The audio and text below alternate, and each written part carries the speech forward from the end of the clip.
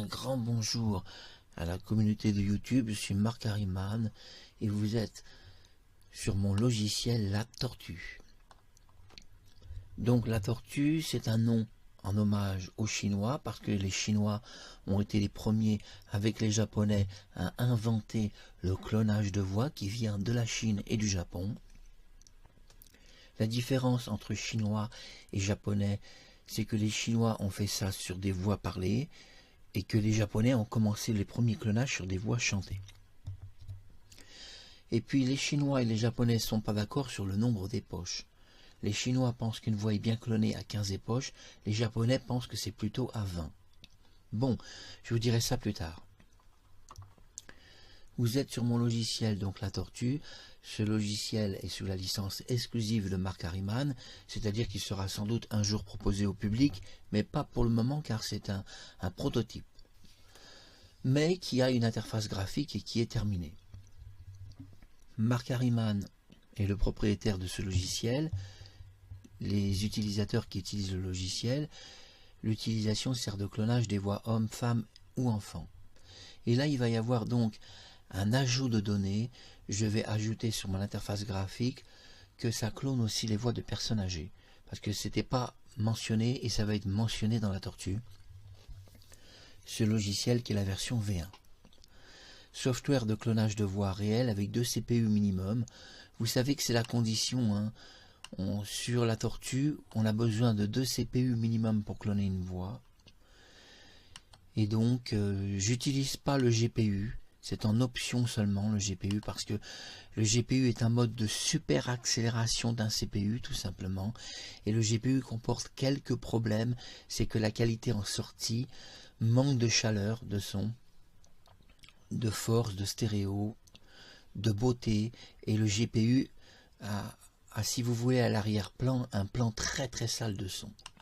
C'est un plan très sale, il n'y a que quelques clonages en GPU qui sont très bien réussis. Malheureusement, le GPU, j'ai constaté que c'est vraiment un vrai problème. Ici, nous pouvons voir les étapes. Regardez bien, on va lire ensemble. Étape 1, Software Creator Marc Harriman. Alors, le logiciel a été achevé en mars 2024. Ça date déjà d'il y a plusieurs mois. Mais je travaillais déjà sur un modèle bien avant mars, puisqu'il a été terminé au mois de mars. Donc, vous voyez, je travaillais depuis des mois sur un modèle. Mode d'entraînement CPU, option GPU, et là, il y a un petit peu de répétition. Vous voyez, je répète un petit peu que certaines informations, et là, j'ajoute que le GPU n'est pas obligatoire. En fait, il n'est pas obligatoire, il n'est même pas conseillé. Autant vous dire que je ne vous conseille pas un clonage en GPU. C'est assez... Enfin, c'est laborieux, le GPU. Ici, j'ai mis le nom donc de Mopu, 13 ans. Et tout d'abord, quelques petites choses à savoir. En 1980-1981, Sophie Marceau est âgée de 14 ans. Elle a la voix d'une adolescente, mais aussi par moments d'une enfant. Sa voix est enregistrée, pour que les gens comprennent, à partir de microphones analogiques. La Boom 1 et la Boom 2 a été enregistrée en ciblage analogique de magnétophone DAT. Un DAT, c'est quoi? Un DAT, ou un data si vous préférez, est un enregistrement analogique qui a des capacités de son professionnelles et de restitution parfaite de la musique ou des voix humaines. Ainsi, tous les artistes de cinéma enregistrent leur voix, même en 1975, avec des magnétophones DAT. Les magnétophones DAT sont très très chers. Pour vous donner une idée, ces magnétophones, le premier prix était 10 000 francs français. C'était quand même beaucoup d'argent. Et vous aviez une reproduction du son assez impeccable. Aujourd'hui, avec les ordinateurs, une voix est parfaitement enregistrée avec un système d'échantillonnage numérique. Je vous parle de ça après, restons en analogie.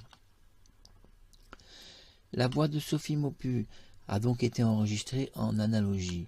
Je vais donc utiliser un taux d'échantillonnage cible de conversion.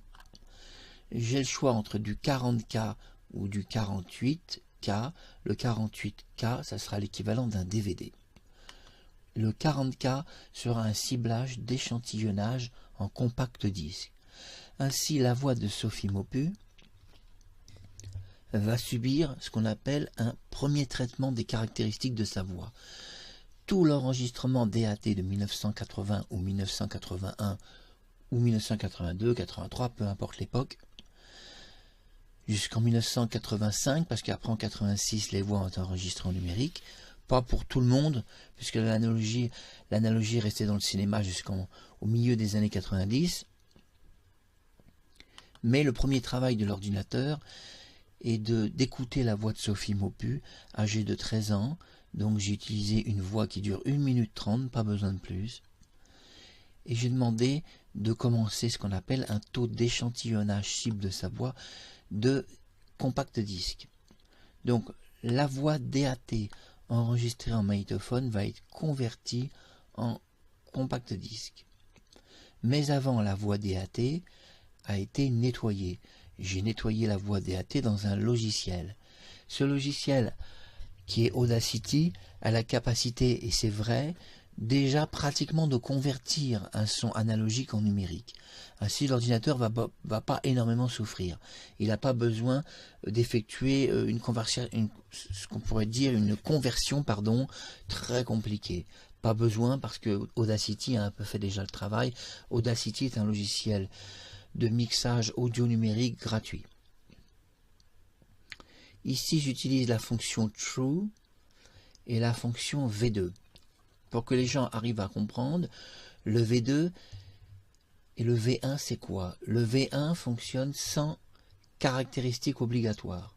Si vous faites un clonage en V1, la voix de Sophie Maupu va se cloner et un seul fichier va remplir et la voix clonée, qui sera un fichier PTH, et les caractéristiques, tout sera fondu dans un V1, c'est-à-dire dans un seul fichier. Généralement, ça fonctionne comme ça, pas toujours, tout dépend en fait.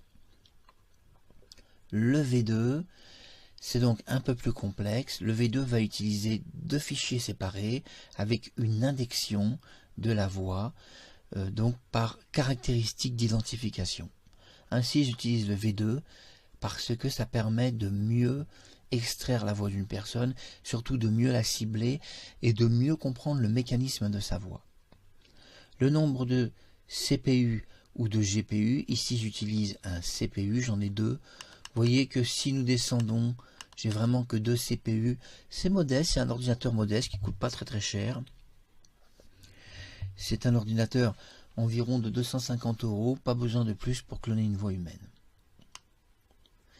Ici, j'ai identifié le chemin qui va mener donc au fichier audio de 1 minute 30 de Sophie et j'ai utilisé le traitement des données et nous voyons qu'il y a eu ici end process.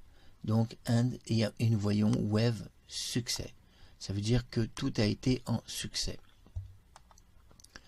Nous voyons que j'ai choisi le mode Harvest. Alors vous allez me dire, il y a plusieurs modes, c'est quoi? Alors le mode PM, c'est un mode mono et mono stéréo. Le mode audio est un mode assez rapide, mais qui comprend un clonage, on va dire, d'ensemble et de vue générale, sans contour du clonage, c'est-à-dire sans la recherche de perfection. Donc si vous voulez aller plus vite, vous clonez en audio. Et puis les 2 autres clonages, RMVPE, sont des clonages spécifiques qui serviraient plutôt à créer des voix de texte. Exemple, vous allez écrire un texte et la voix de Sophie va parler à partir du texte. C'est plus adapté, mais on peut avec un RMVPE également créer un fichier PTH. Je l'ai déjà fait, ça pose aucun problème. Le Harvest, malgré tout, reste supérieur parce que c'est, si vous voulez, le mode standard mais amélioré. Donc il y a toujours une optimisation avec le mode Harvest. On va voir ensuite cette optimisation. La fréquence de sauvegarde, j'ai choisi 2. Alors pourquoi? Parce que j'ai constaté sur le logiciel La Tortue, qui est mon logiciel de clonage, j'ai constaté que si nous faisons des sauvegardes à 5 époches, ou même à 6, ou même à 8, c'est-à-dire que tous les 8 époches, il va y avoir une sauvegarde. petit problème, c'est que avant d'atteindre cette sauvegarde de 8, il va s'écouler beaucoup de temps. Parce que par époche, ça peut prendre quand même 30 minutes. Même avec un ordinateur qui serait très très bon. Ça restera très très long. Pour que les gens arrivent à comprendre, vous allez me dire, c'est préférable d'avoir un 4 CPU ou un 2 CPU. Je vous dirais que le 2 CPU est parfois plus rapide que le 4 CPU. Ainsi, mon logiciel de clonage de voix a parfois été beaucoup plus lent avec 4 CPU que 2. Et donc j'ai trouvé ça assez aberrant. C'est lié sans doute que quand il y a 4 CPU, les temps d'échange est plus long, puisqu'il passe à travers 4 processeurs, tout simplement. J'ai pensé que c'était ça. Donc je suis resté sur des clonages en 2 CPU. Et en mode de sauvegarde de 2, ce qui représente quand même une attente de 1 heure avant d'avoir une première sauvegarde.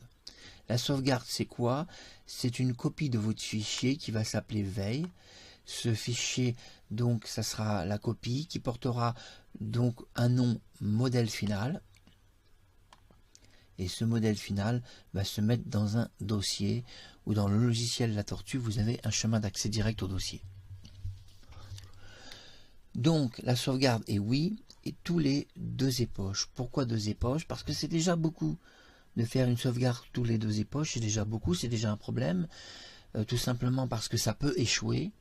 Il m'est arrivé un échec sur une sauvegarde à 3 époches, parce que j'avais mis un son beaucoup trop long, et que chaque époche faisait 1h30, et donc au bout de 4h30, l'ordinateur a refusé de sauvegarder la première époche. Donc, c'est-à-dire la première sauvegarde, pardon. Mais bon, la première sauvegarde est liée à la première époche. Donc, 3, c'est déjà un danger, et 3, il peut y avoir un échec. Donc, je choisis 2. À 2, j'ai jamais eu d'échec. Et si vous avez de la place sur votre PC, vous pouvez choisir une sauvegarde à 1, une époche. Donc, si vous choisissez une, vous êtes certain qu'il n'y a jamais d'échec. Tous les une époche, une sauvegarde va se créer. Cette sauvegarde permet de supprimer tous les fichiers temporaires et l'ordinateur se décharge directement. C'est pour ça que j'ai choisi des sauvegardes très courtes. Le nombre d'époches, 14. Moi, j'ai défini que 14 est une voix clonée vraiment très bien. 15 époches, c'est une voix clonée un peu mieux que bien, et les Chinois conseillent 15 époches parce que les Chinois sont les créateurs du premier logiciel au monde de clonage de voix. C'est les Chinois qui ont inventé le clonage de voix. Ce sont des Asiatiques, des Chinois, et les Japonais pratiquement en même temps, avec eux 20 époches. Alors la différence entre du 14 et du 20 est assez colossale, parce que le 20 époches est évidemment meilleur que 14, mais en 20 époches, on peut perdre un peu du naturel de la voix. Toutefois, j'ai constaté que pour les voix de femmes, on doit cloner impérativement en 30 et 50 époches, et pour les voix américaines, comme le Texas, les accents très forts, vous devez cloner la voix en 100 époches. On n'est pas du tout sur le même système.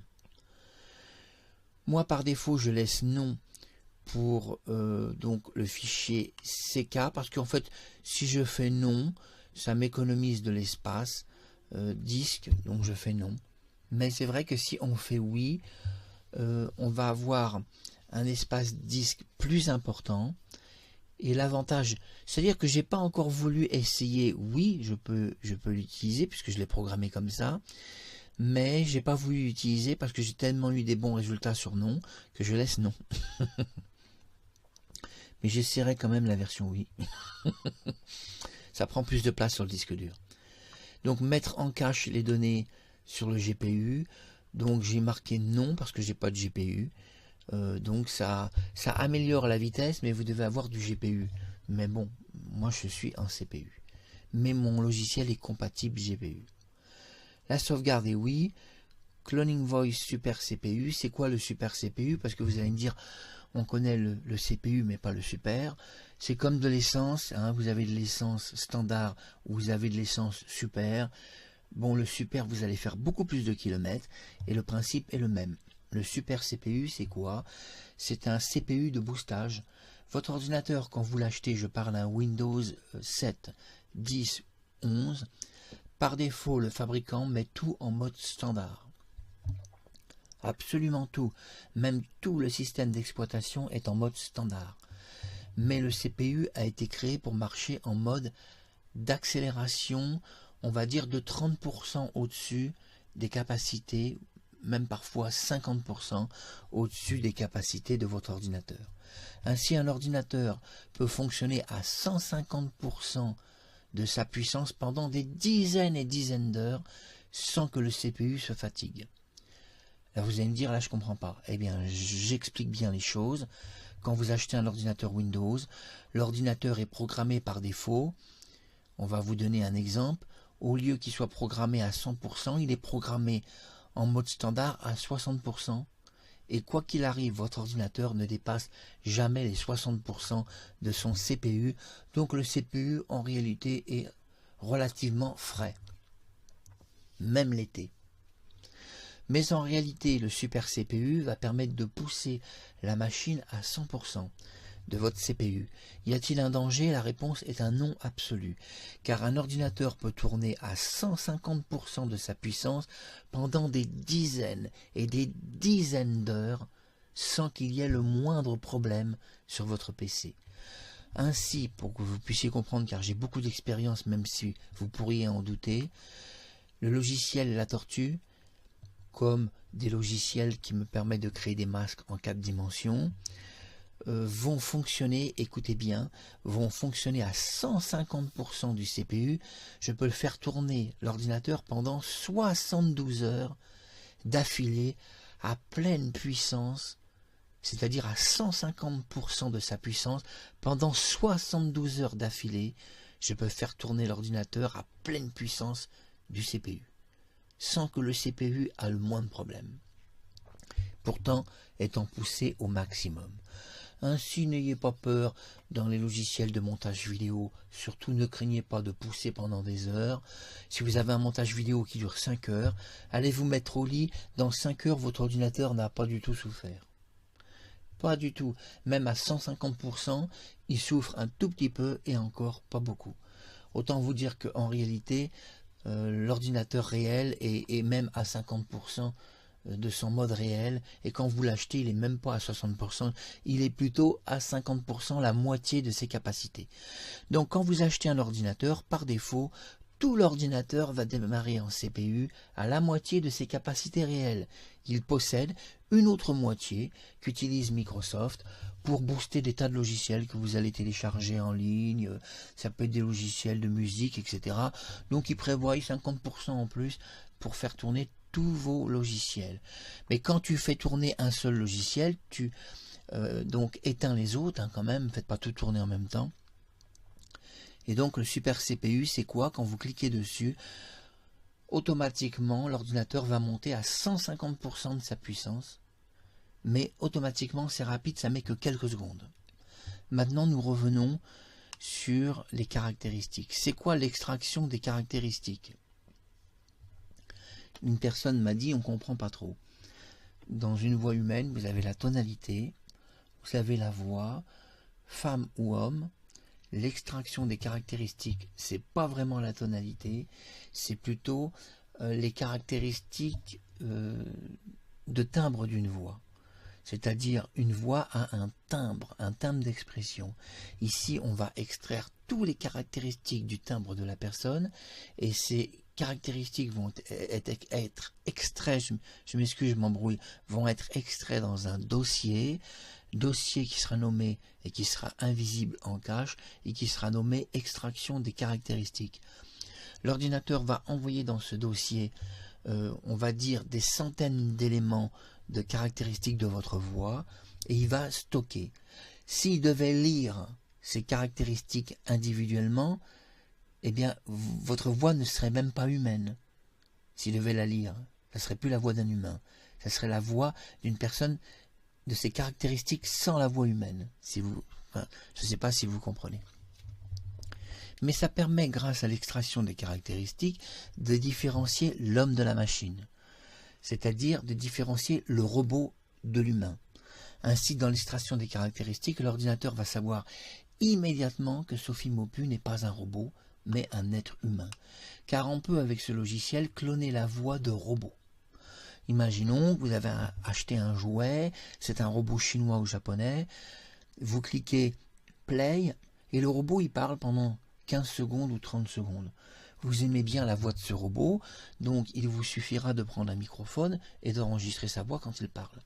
Et ce logiciel peut cloner la voix de ce robot. Mais dans l'extraction des caractéristiques, il va signifier dans le dossier invisible que ce n'est pas une voix humaine, qu'il a détecté une voix robotique. Donc ce logiciel a la capacité de détecter une voix robotique d'une voix humaine. Et il en fait toute la différence. C'est la raison pour laquelle les clonages sont réussis, parce qu'il fait cette différence. Donc on a vu cet aspect-là. On se retrouve dans une minute pour le clonage de la voix de Sophie, parce qu'elle a été clonée cette nuit en 14 époches, et je vous explique les étapes. Je vous retrouve pour la très belle voix de Sophie Maupu, et je vous parle maintenant de l'entraînement qui a eu lieu cette nuit. Donc vous voyez, mon logiciel La Tortue est un logiciel donc de conception open source. Donc ce logiciel a été conçu à partir d'un open source chinois. Donc en réalité, là vous êtes sur une interface que j'ai voulu européenne. En réalité, ce logiciel existe dans plusieurs versions. J'ai créé 4 versions différentes. J'ai créé une version asiatique qui permet de cloner que les voix asiatiques. Donc mon logiciel en version asiatique va être présenté comme ça, mais avec un immense mode graphique de caractéristiques très complexes sur l'extraction des voix asiatiques qui sont très différentes entre la Chine, le Japon, la Corée, la Thaïlande. Ils n'ont pas du tout les mêmes voix, pas du tout les mêmes accents. Donc sur la version chinoise, qui est une version donc que j'ai continué d'un groupe universitaire et que j'ai terminé, il va y avoir ce qu'on appelle des pré-modèles d'entraînement. Ces pré-modèles d'entraînement ont été conçus spécifiquement pour permettre à l'ordinateur d'identifier une voix. Vous allez me dire, c'est quoi un modèle de pré-entraînement? Si vous regardez bien, il y a marqué pré-entraînement. Vous voyez, regardez bien, il y a entraîner le modèle, et regardez, vous avez des pré-entraînements 40K, vous voyez, vous avez des pré-entraînements qui sont indiqués, PTH, j'ai inscrit. Alors vous allez me dire, c'est quoi le PTH? Le PTH, c'est ce qui permet, avec une voix clonée, de parler avec dans un micro.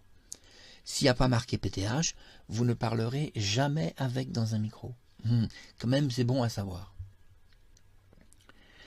Alors, dans la version chinoise que je ne vous ai pas montré, qui est la version PT chinoise, cette version chinoise qui est une version améliorée, permet donc de cloner des voix coréennes, thaïlandaises et d'autres voix.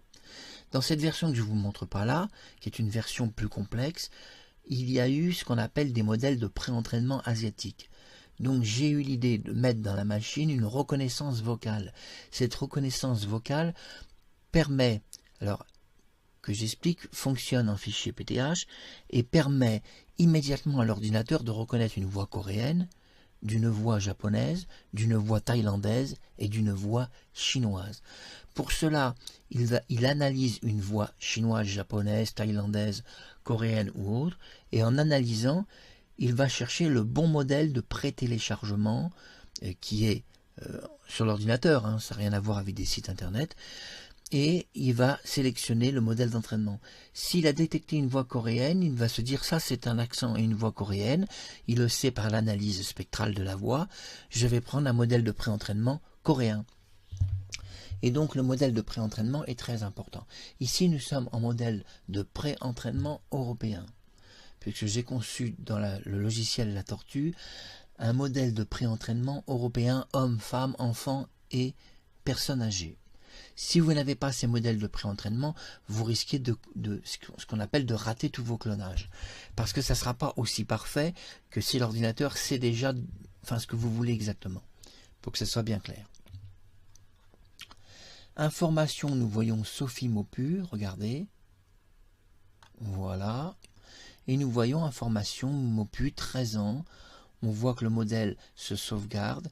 Et nous voyons que nous avons déjà un fichier PTH200 84, 204, pardon, 204, j'ai cru que c'était un 84 parce que le 0 est entrecoupé et donne l'illusion du 8, un fichier 204, et nous voyons que à l'époche 6 il y a eu une sauvegarde, puisque je fais une sauvegarde tous les 2 époches.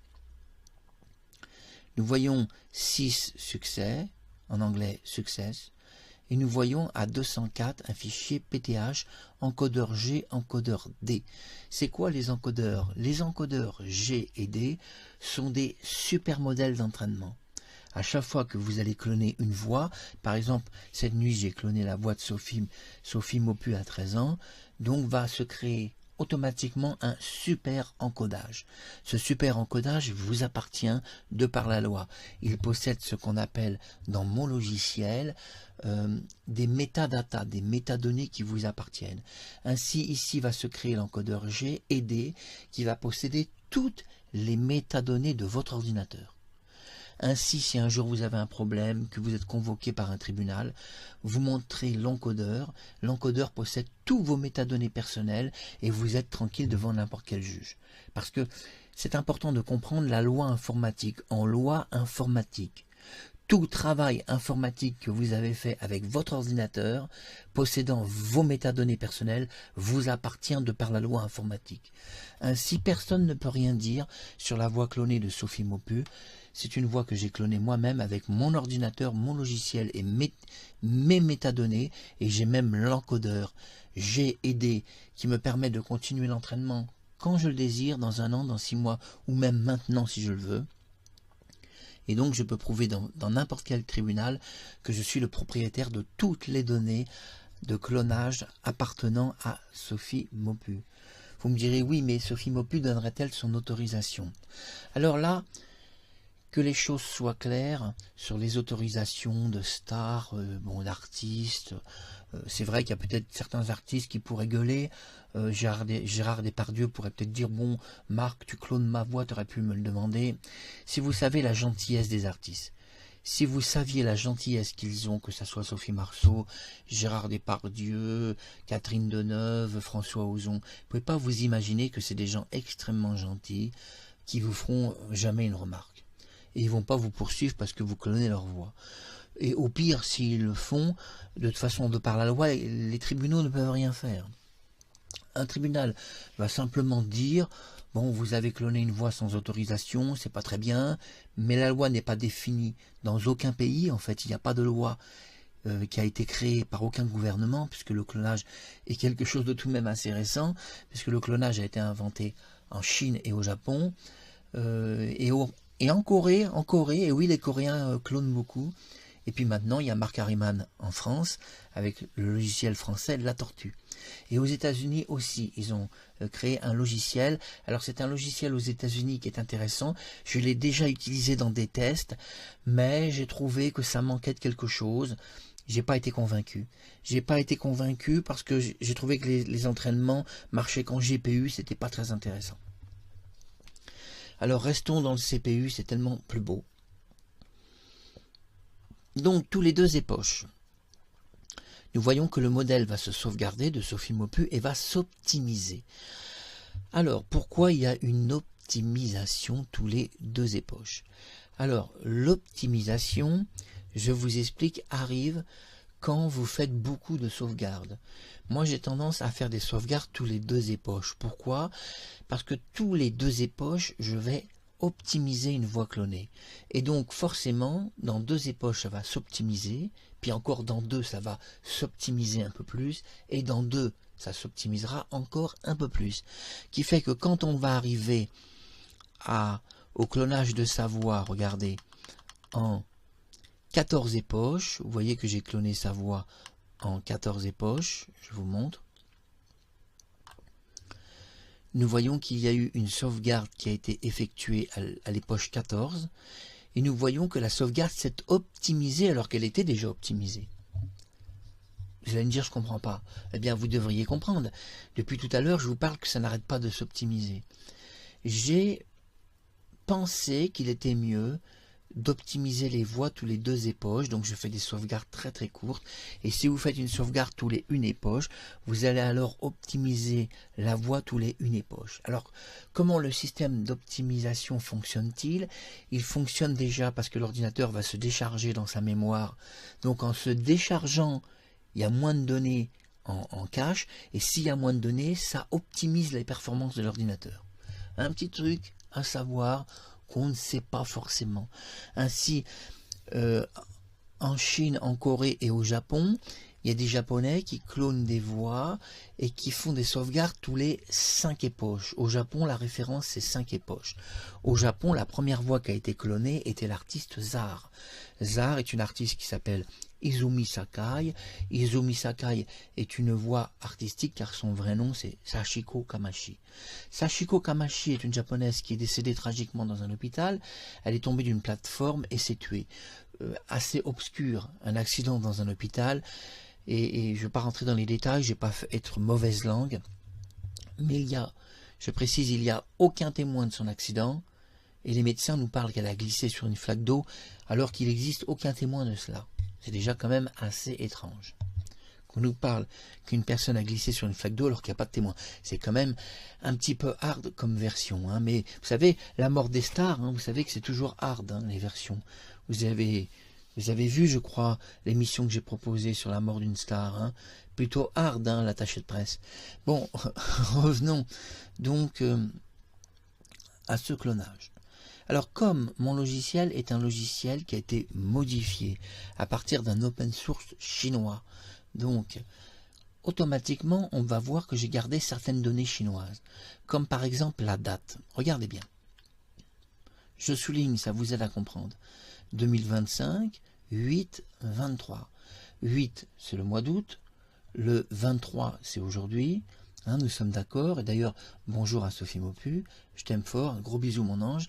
Et qu'est-ce que nous voyons? Nous voyons que le 8-23 est inversé par rapport à la date européenne. En réalité, en Europe, on n'écrit jamais 2025, 8-23. Ça, il n'y a que les Chinois qui font ça, ou les Américains. En réalité, en Europe, ça s'écrit inversé. On écrit donc le 23, 8, 2025. Voilà comment ça s'écrit en langage informatique européen. Et nos horloges fonctionnent de cette manière. Ici, c'est 8h25. Non, le temps, il est là, pardon. Donc, on va attendre 28 minutes. Nous voyons qu'on va attendre 28 minutes pour que le programme s'arrête. Les poches 14, c'est le maximum que j'ai mis pour cloner sa voix. On commence par 14. 14 est le bon chiffre. Bien que les Chinois conseillent un clonage à 15 époches et les Japonais 20. Et nous voyons ici que nous sommes en succès final. Alors c'est quoi le final success?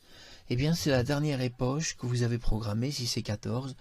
Donc on vous explique que l'entraînement est terminé. Regardez, training is done. Voilà, l'entraînement est OK. Et nous voyons que le programme is closed. Le programme close, parce que les Anglais ont une langue difficile. Le programme est fermé. Programme close, le programme est fermé. Et donc, une fois qu'il est fermé, eh bien tout va bien. On peut fermer la CDM qui est ici. On clique sur le bouton rouge. Donc la CDM va prendre un certain temps avant de se fermer. Et il reste ici donc cette partie-là que l'on doit fermer en cliquant sur votre navigateur, parce que mon logiciel utilise un navigateur qui est sur votre ordinateur. Ça peut être Opera, ça peut être Google, mais sans connexion Internet. Aucune connexion n'est obligatoire. D'ailleurs, il ne faut surtout pas en avoir, parce que vous risquez d'abîmer votre navigateur, parce que si vous faites du clonage de voix, vous allez utiliser le navigateur pour avoir une interface graphique, parce que mon logiciel a besoin d'une interface graphique, mais si votre ordinateur est mis à jour, on peut perdre l'interface, donc évitez les mises à jour. C'était Marc Harriman, le clonage de la voix de Sophie Maupu à 13 ans. Et je termine cette vidéo par un petit test. À très bientôt sur YouTube. Il est important de savoir que le clonage d'une voix fonctionne avec des caractéristiques très précises. Ici, nous sommes sur un fichier index et je vous montre l'intérieur du programme, le logiciel La Tortue. Ici, nous sommes sur un fichier index de 444 co. Malheureusement, ce fichier n'est pas utilisable avec le fichier PTH. Pourquoi est-il si petit, ce fichier? Parce qu'il sert à créer des entraînements, des surentraînements du modèle.